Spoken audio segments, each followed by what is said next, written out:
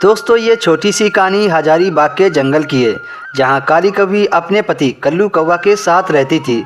वैसे तो कल्लू कौवा बहुत अच्छा था, वो काली कौवी का बहुत ख्याल रखता था और काली कौवी भी कल्लू कौवा से बहुत प्यार करती थी।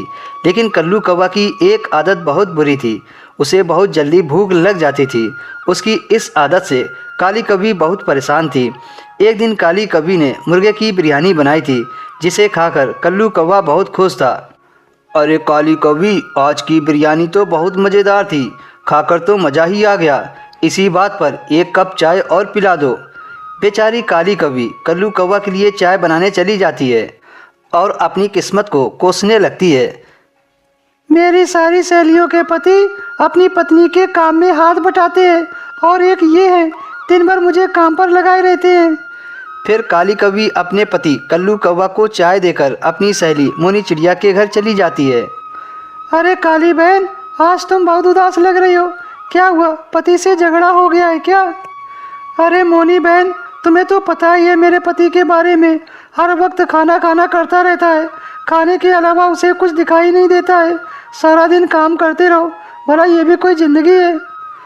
काली बहन, इसका तो सिर्फ एक ही उपाय है, तुम अपने पति की दूसरी शादी करवा दो। देख मैं कितने मज़े से रहती हूँ, मेरी सौतन घर का सारा काम करती है। तुझे तो पता है ना कि मुझे काम करने की आदत नहीं है।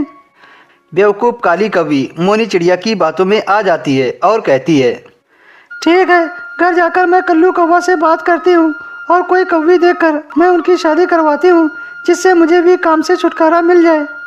घर आकर काली कौवी कल्लू कौवा से कहती है, कल्लू जी, मुझे आपकी दूसरी शादी करनी है, मुझसे नहीं होता घर का काम। कल्लू कौवा अपनी पत्नी काली कौवी को बड़ी हैरत से देखता है। अरे काली कौवी, ये तुम कैसी बातें कर रही हो?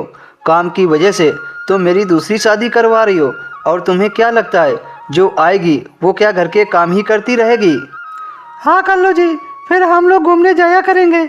मेरी सहेली ने भी अपने पति की दूसरी शादी की है और वो खूब मज़े करती है।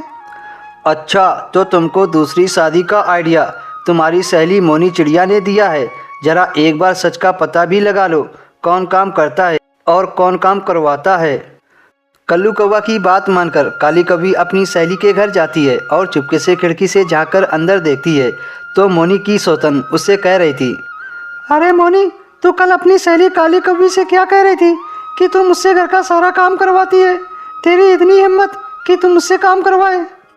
मोनी चिड़िया डर की वजह से कहने लगती है, अरे दीदी, मैं तो काली कौवी से मजाक कर रही थी, मेरे अंदर इतनी हिम्मत का कि मैं आपके बारे में उल्टा सीधा कहूँ। आगे से अगर ऐसा मजाक किया तो मुझसे बुरा कोई नहीं होगा। काली कौवी सारी बातें सुनकर अपने घर आ जाती है और अपने पति कल्लू कौवा को सारी बात बताती है और अपने किए की माफ़ी भी मांगती है, क्योंकि उसको इस बात का इल्म हो गया था कि वो इतनी बड़ी गलती करने जा रही थी। उसके बाद कल्लू कौवा भी काली कौवी से माफ़ी मांगता है।